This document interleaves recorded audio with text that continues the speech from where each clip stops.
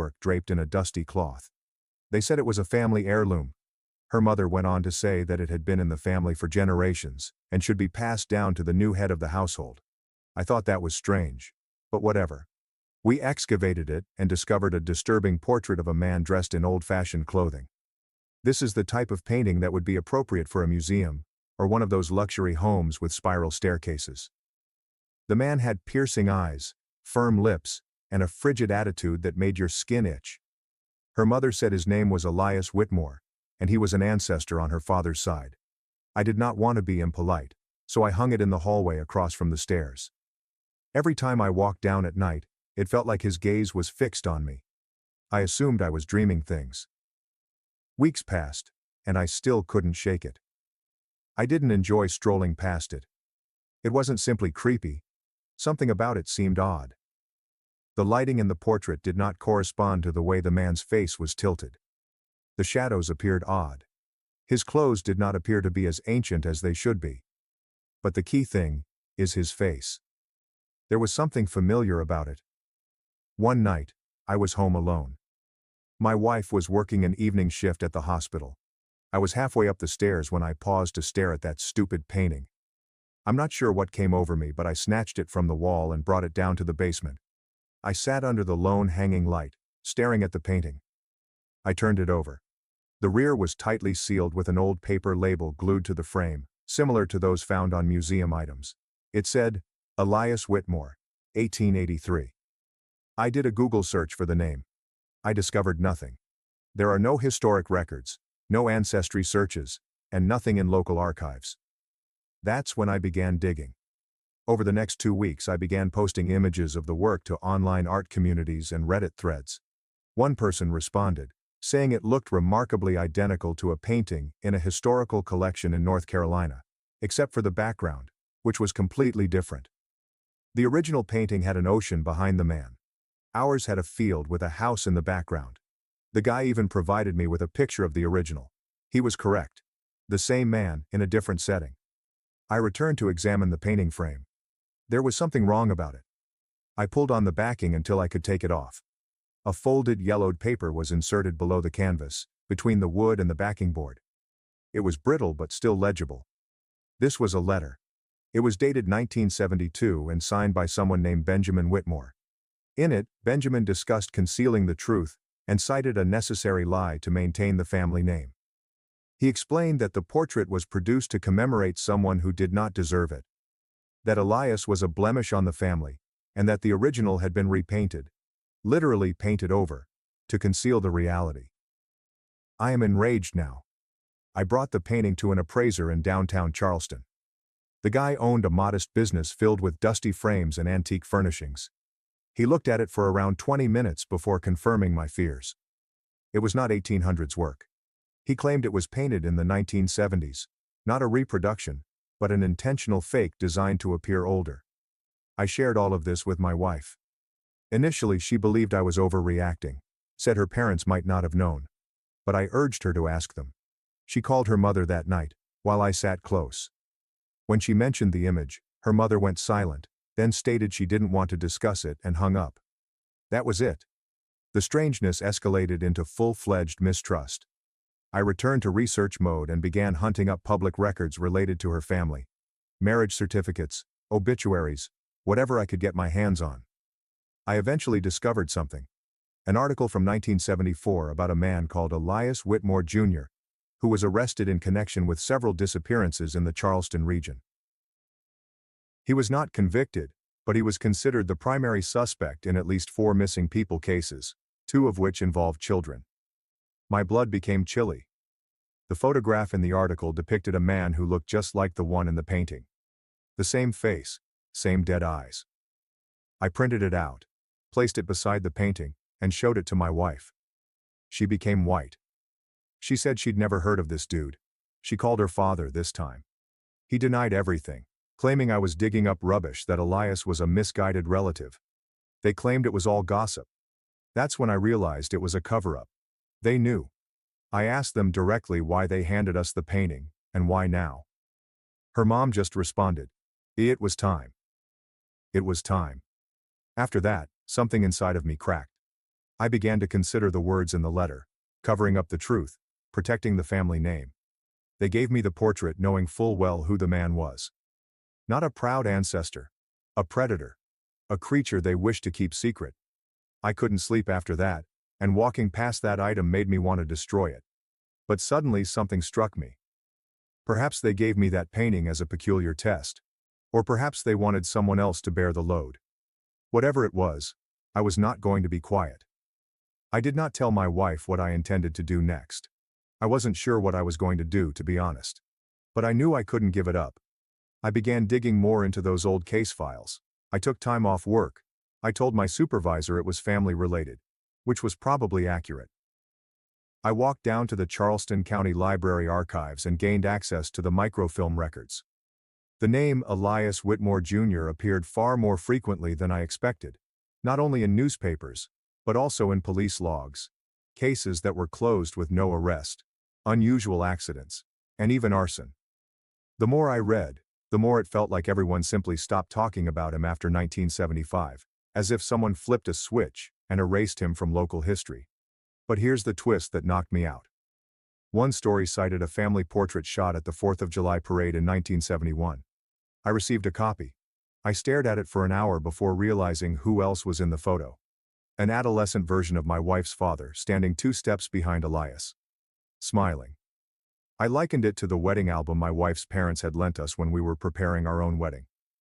There was a man in one of the group images, off to the side and cropped halfway. Nobody had ever told me who he was. I assumed he was simply a random uncle. The same man. Elias. He had been at their wedding. I printed both images, circled their faces and placed them on the kitchen counter. My wife noticed them when she returned home from work. She lifted them up slowly, stared at them for a long time, and said nothing. Then she sat down at the table and asked me, "What do you think they are hiding?" It was the first time she allowed herself to believe something was wrong, that her parents had lied to both me and her. And then she told me something I'll never forget. She remembers her father once saying to her, "Sometimes people make monsters, and sometimes families keep them as pets." She thought it was an odd observation at the time. Now it felt like a confession. That night, I received a call from an unknown number. I answered, anticipating a telemarketer. It was her father.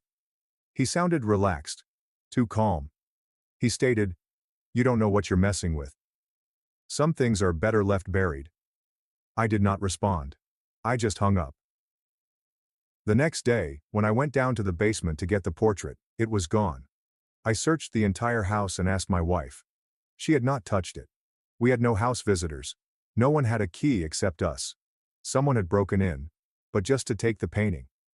That same night, at 3:12 a.m., our outdoor motion light went off. I checked the camera. A tall man in a dark coat strolled past our yard and glanced right at the camera before the feed became static. Police discovered no evidence of forced entry. Nothing was stolen, just the painting. And the footage was gone from the cloud the next morning, wiped clean. My wife eventually broke down. She claimed her father had always been weird, domineering, frigid, but she had never related it to anything like this. She also admitted something else. When she was younger, perhaps 6 or 7, she recalls waking up one night and seeing a man standing in the hallway simply observing her. She always thought it was her imagination. Now she wasn't sure. We moved the following week. We put the house up for sale and left half our belongings behind. But it did not end there. We received a letter the day after we moved into the flat. There's no return address. Just a folded piece of paper inside. A single sentence. "You should have let sleeping dogs lie." I showed it to the police. They claimed there was no danger in it. There was nothing they could do. However, 2 days later, someone followed me home from work. I drove by my building 3 times, circled it, and then lost them. Black SUV with no plates.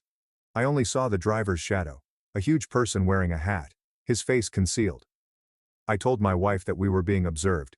She did not even argue. That's when I thought there could be something even deeper going on. Maybe Elias didn't work alone.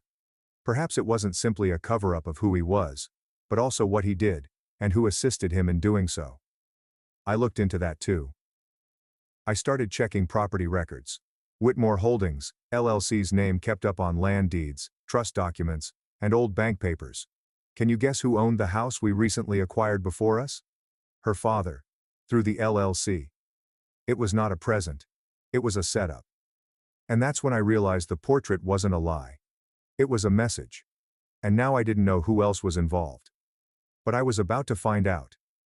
I didn't sleep the night I found out her father had owned the house before us. I kept replaying everything. The house gift, the portrait, the warning, the break-in, the SUV, the letter, and now the revelation that the property was never random. He put us there. I put the painting there on purpose. But why? My wife began to spiral. She was angry at me for digging, but even more so at her parents. She didn't want to believe it, but the evidence kept accumulating. And then she remembered something else. Something she had never told me. When she was a teenager, she sneaked into her father's study and used his computer. He was old school and never allowed anyone in. She recalls seeing a closed folder on the desktop called Archive AW. She attempted to open it, but it was password protected. She became afraid and never tried again. But now it felt as if that folder might contain everything. So I asked her if she knew what password he could have used. She shrugged and explained that he always used birthdays or death dates. I inquired about whose. She glanced up at me and told me, his sibling died when he was a child. Drowned in a lake. I paused. Do you know which lake? She shook her head. I looked up drownings in South Carolina from the 1970s. It took hours, but I finally discovered it. A short news item on Robert Whitmore, an 11-year-old who was assumed drowned in Lake Marion. The body never recovered. Presumed, not confirmed. Something did not feel right. Then I discovered another file. An old sheriff's report that highlighted local speculation that the boy had been kidnapped, not drowned. However, the case was closed when the sole suspect died in a fire days later. Guess who was named as a close family friend of the missing child? Elias Whitmore, Jr. Everything seemed to be coming full circle. Here comes the most shocking twist.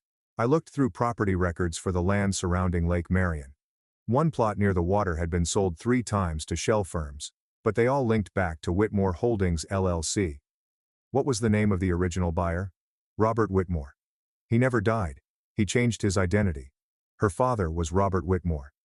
That is why no death certificate exists. That was why everything concerning Elias had been buried. Robert had been present. Because he knew. Perhaps he helped. Perhaps he watched. Perhaps he joined in. Then I realized something that almost made me sick. If Robert faked his death, grew up in seclusion, and inherited the name of a lost youngster, who the hell was Elias anyway? I returned to the wedding album photo and ran it through a facial recognition tool. I uploaded Elias's wedding photo as well as his 1970s newspaper photo. They did not match. Different people. Same name. The man in the portrait was not Elias at all. He was the original Robert Whitmore. And the man we assumed was Robert, my wife's father, was actually Elias. He assumed his brother's identity. He took his name, life, and possibly even his property. The one referred to as a monster in the letter was not Elias. It was about Robert, the portrait subject. That letter was Elias's attempt to cover his tracks, blaming everything on his brother, and then assuming his name following the alleged drowning. The man who gave us the portrait had slain his brother. And now I have proof. But I also had a huge dilemma. What would happen to my wife if I made this public? Her entire existence had been a lie. Her last name was a lie. Her identity, her childhood, all of it stems from a cover-up related to a murder. Perhaps more. Even worse, someone still wanted it buried. Because while I stood there holding both images, trying to decide what to do, there came a knock on the door. Not a strong or violent knock, but rather a calm, gradual knock. 3 mild taps. When I opened it, no one was present, but on the doormat was a framed photo of the same size as the image. It was a reproduction of our wedding photograph. Only this time, someone had drawn a red X on my face. After seeing the photo with the red X, I realized it was war. I did not contact the cops this time. I knew they would not do anything. There was no evidence, no fingerprints, only quiet. But I couldn't just sit there waiting for the next message, the next fear tactic. So I probably did something wrong. I broke into my father-in-law's home. It was vacant. I made certain he and my mother-in-law were out of town. They were visiting her relative in Georgia. I had 2, maybe 3 hours till someone checked in. I went straight to his office, which featured the same desk my wife had seen as a child and the same old computer. I had carried a USB stick and a little camera with me. I fired it up and entered Robert's birth date from the drowning article. Password worked. The folder opened. What I found still keeps me awake at night. Dozens of documents, newspaper scans, images, family names, school data, and missing people from the 1970s and 1980s. Every file was tagged with dates and annotations, some in code, some in plain text. One folder was named Control. Inside there were notes regarding memory sculpting, identity rebuilding, and risk elimination. I scrolled till I found a folder with my name. That's when I realized something unexpected, something that knocked the air out of my chest. He had been following me for years. There were images of my social media accounts, records of job applications, and even notes from interviews I had 10 years ago. He knew where I lived before I ever met his daughter. He knew who I'd dated before her. There were notes about my family's financial concerns, as well as my father's health issues. I was not chosen by coincidence. He chose me. I was simple to handle. Someone without family around. Someone who would be glad for a house, a gift, and the opportunity to feel like I belonged. The portrait was more than just a symbol of family. It was a test. Could I keep this secret? Would I bury it as they did? I've downloaded everything. I left the house just as I found it. But by the time I arrived home, my wife had left. No note, no call. Her phone is dead. I checked the security footage. Someone had turned it off 5 minutes before the last alert. It had to be him. I contacted the police. This time, I had genuine evidence. I forwarded the files to a journalist acquaintance I knew from college who worked in Atlanta. He called back in a panic. "Man," he asked, "do you realize what you just given me? These individuals bought off cops, judges, therapists, and social workers.